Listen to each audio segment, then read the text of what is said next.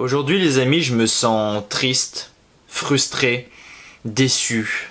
Bref, rien de bon. Rien de bon. Pour vous dire la vérité, j'ai même pas eu la force de faire le débrief après le match comme je fais d'habitude.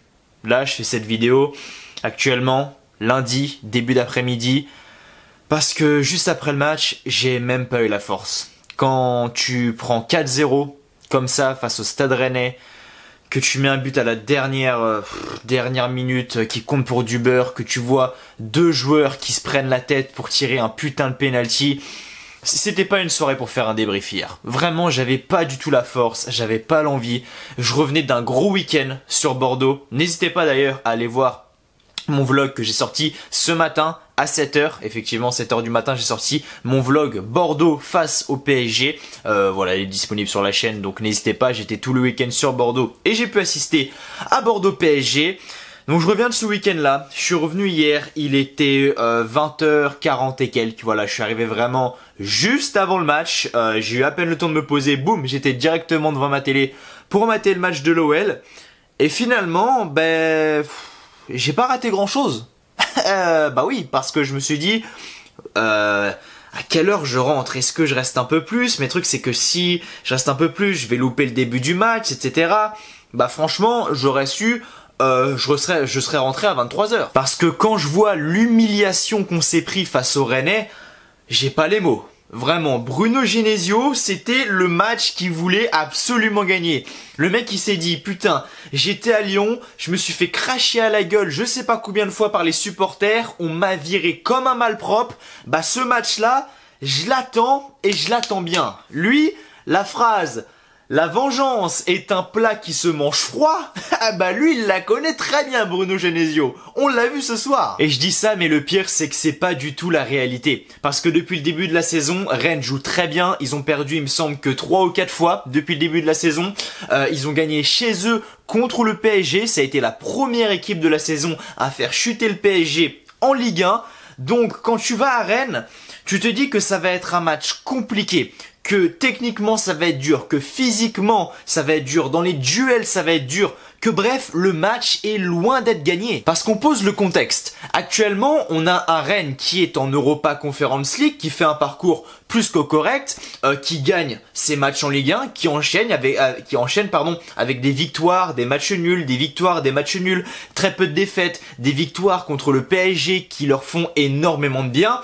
Et d'un autre côté, t'as un Olympique Lyonnais qui est bien, qui est de mieux en mieux, même s'il y a eu une grosse erreur face à Nice il y a quelques semaines, on voit un OL qui est plutôt convaincant. Qualifié également en Ligue Europa, donc dans les têtes ça fait du bien, parce que la Ligue Europa, t'as plus de matchs importants jusqu'en mars, effectivement, parce que oui, il reste les 2 derniers matchs de la poule, mais comme je l'ai dit, voilà, on est déjà qualifié, donc même s'il met tous les petits jeunes de 19 ans, même si on perd, c'est pas grave, vraiment c'est pas grave si on perd.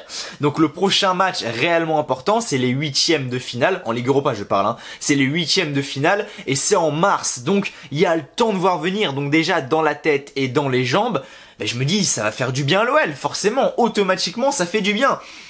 Il y avait beaucoup de choses pour Rennes et beaucoup de choses pour l'OL, donc forcément on allait avoir un gros match. Tu sentais que ça allait péter d'un côté ou de l'autre. Malheureusement, pour moi, pour nous, les supporters de l'OL, ça a pété du mauvais côté. Mais avant de parler des choses négatives, parce que ce soir il y a quasiment eu que ça, on va parler des choses positives. La chose positive, j'ai envie de dire, c'est Monsieur Anthony Lopez. Et oui, je vais le souligner à chaque putain de match, mais celui-là, il nous prouve encore une fois que c'est un monstre. Et qu'il a retrouvé son putain de niveau. Et je le répète à chaque fois parce que ça fait du bien, bordel de merde. Quand je l'ai vu l'année dernière se faire tacler à la gorge par tous les supporters, se faire casser en deux par tous les journalistes, mais franchement ça me faisait chier, mais il le méritait parce qu'il a fait une saison absolument horrible, Anthony Lopez, l'année dernière. Donc toutes les critiques qu'il y avait envers lui, il les méritait. Et ce qui s'est passé cet été, ça lui a fait énormément de bien et on retrouve un Anthony Lopez au meilleur niveau et c'est vraiment cool et on l'a vu ce soir, il a fait tout ce qu'il a pu le pauvre, le mec il a fini sur une jambe, Anthony Lopez il a fini sur une jambe mais il a continué à être là, il a continué à être présent et si c'est pas lui dans les buts, mais combien on en prend? Combien on en prend? Sérieusement? s'il est pas dans les buts, mais on en prend 12 ou 13. On n'en prend pas 4 dans le match, on en prend 12 ou 13. Vous avez vu la première période qu'il fait avant de se blesser? Alors certes, on prend un but juste avant la mi-temps, 1-0 pour le Stade Rennais à la mi-temps, il se blesse là-dessus, il revient en seconde période, il boite lourdement, et même sur une jambe, il fait une superbe deuxième mi-temps. Sur les buts qu'il prend, mais qu'est-ce que vous voulez qu'il fasse? Il se fait allumer au 6 mètres. Ça, c'est surtout pour le deuxième but. Alors oui, effectivement, sur le troisième, il peut peut-être faire mieux, hein, parce que on a l'attaquant rennais qui se fait pousser, il est en bout de course, il la met, Anthony Lopez. Je sais pas ce qu'il fait, la balle va tout doucement. Peut-être que la troisième, il peut faire quelque chose là-dessus, mais de toute manière, de toute façon, s'il y avait pas but, il y avait penalty, parce que Dubois pousse le Rennais dans la surface, ce qui provoque du coup sa chute, sa fin de course, mais il arrive quand même à la mettre, avec de la chance, j'ai envie de dire. Mais voilà, ça a payé.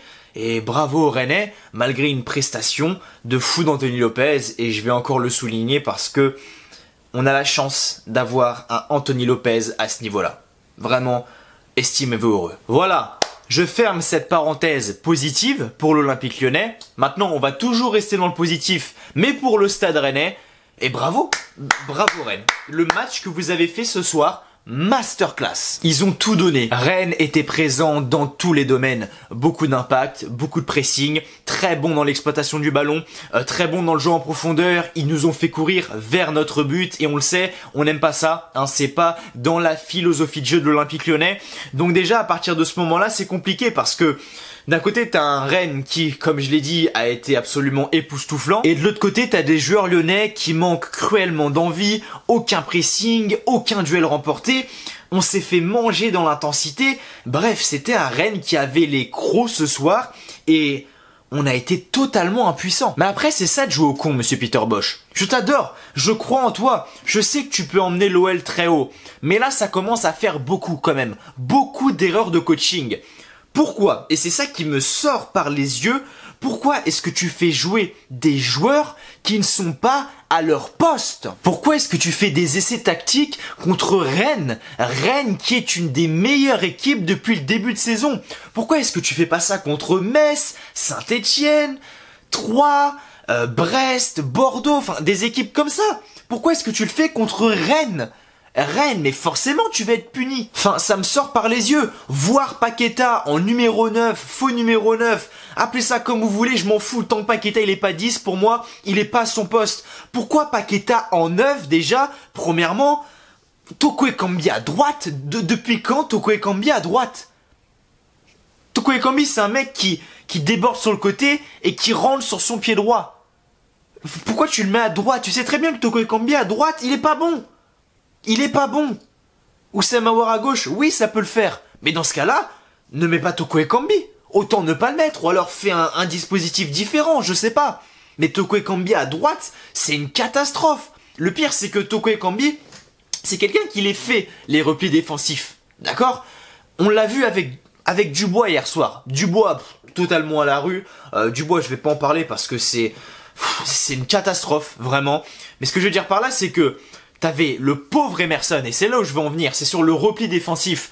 Le pauvre Emerson, il était tout seul, il prenait le bouillon, le pauvre. Ça me faisait mal au cœur pour lui. Parce que Toko Ekambi, qui habituellement est à gauche, il fait les replis défensifs, il va aider Emerson. Là, ce soir, il était à droite, donc il allait aider Léo Dubois. Mais Oussem Aouar, il s'en contrecarre les couilles que Emerson, il est en galère derrière.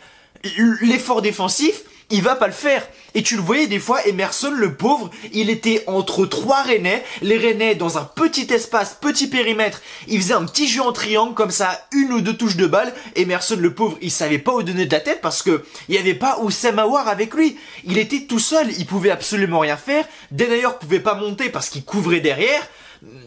Thiago Mendes et Cacré, ils étaient au milieu de terrain. Tu sais pas trop où ils étaient non plus, mais bref, ça c'est une autre histoire. Emerson, le pauvre, il était tout seul.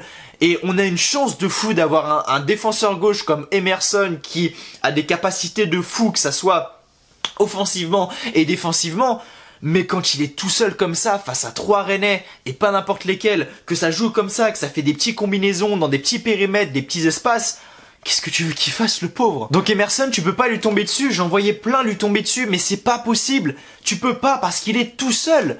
Il est en infériorité numérique parce qu'Oussama Aouar, le fautif, c'est Oussama Aouar qui ne fait pas les replis défensifs. Il fait jamais de replis défensifs, Oussama Aouar. Alors, il en a fait quelques fois, oui, il en a fait un là il y a quelques semaines qui était super. Je sais plus c'était contre quelle équipe. C'était en Ligue 1, je crois, ça devait être contre Lorient ou Strasbourg, je sais plus, bref.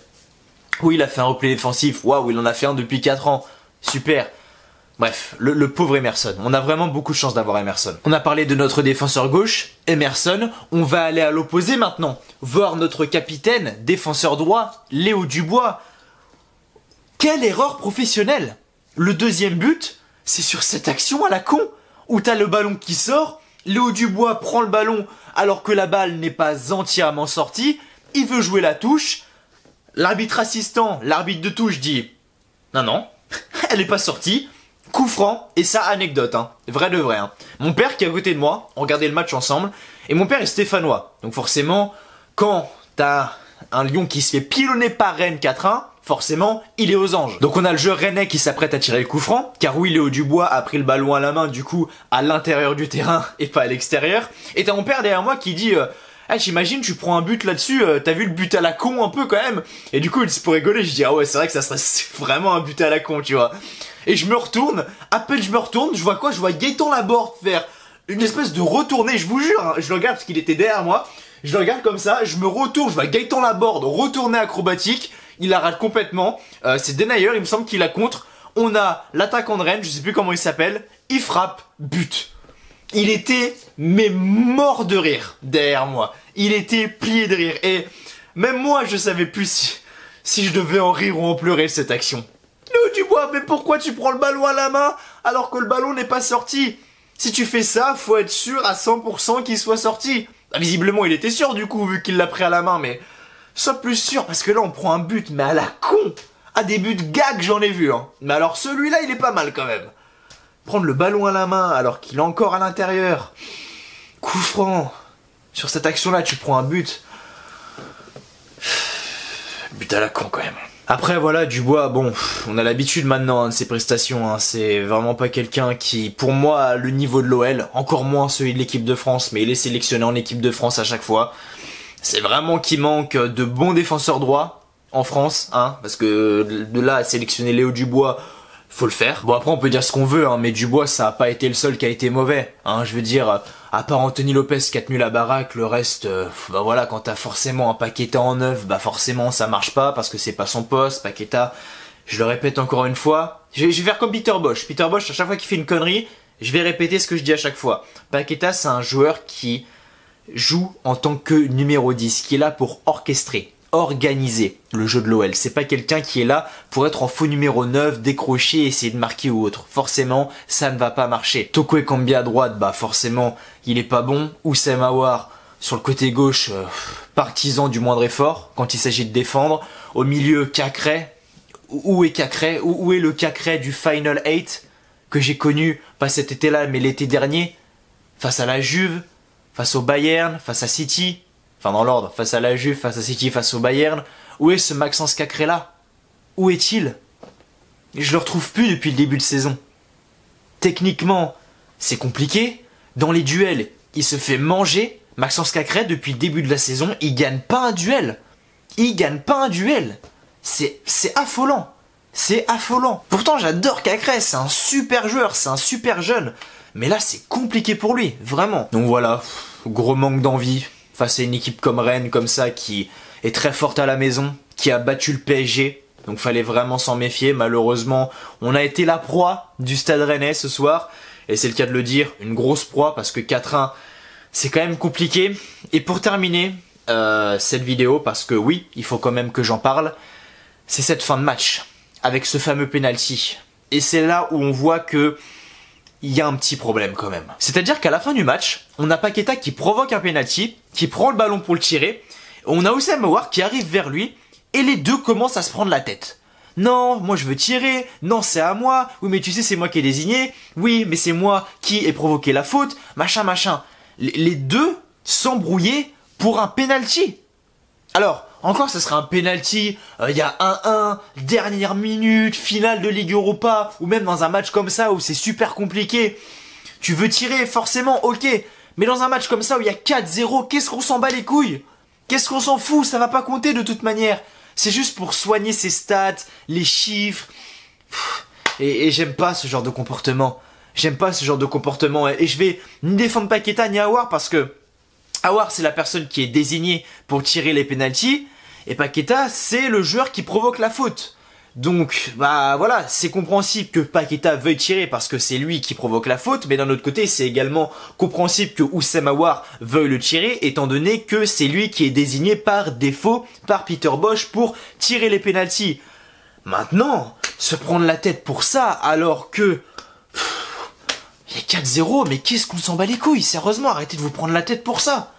Il y a 4-0, il y a 4-1, tu marques pas, qu'est-ce qu'on s'en fout? Ça compte pour du beurre. Bref, et c'est là où on voit que le comportement n'était pas bon, voilà, au sein de l'équipe, au sein du collectif. Bref, honnête, je vais arrêter parce que ça commence vraiment à m'énerver, ça m'énerve de perdre des matchs comme ça, bêtement, de s'être fait ouvrir en deux par le Stade Rennais. La trêve internationale va faire, je pense, énormément de bien. Surtout que le premier match, juste après cette fameuse trêve, c'est chez nous, contre l'OM, contre Marseille.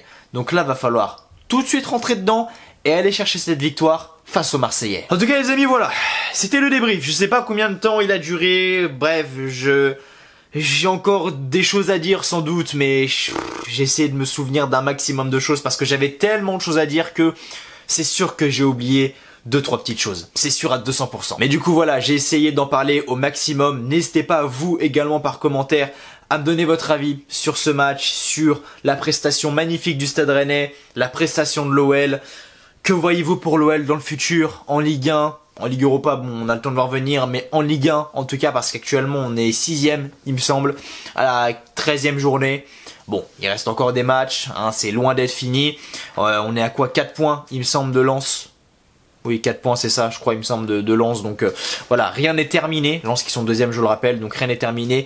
Mais il va vraiment falloir revenir fort après cette trêve internationale. Donc voilà, merci à vous d'avoir regardé ce débrief. J'espère qu'il vous aura plu. Avant de partir, n'oubliez pas de vous abonner à la chaîne si le contenu vous a plu et que vous venez de me découvrir. Et n'hésitez pas, le petit like, le petit pouce bleu qui fait toujours extrêmement plaisir. Voilà, merci à vous d'avoir regardé cette vidéo. Et on se retrouve du coup après la trêve internationale pour de nouveaux débriefs sur l'Olympique Lyonnais. Merci à vous d'avoir regardé. Allez, ciao, bye bye.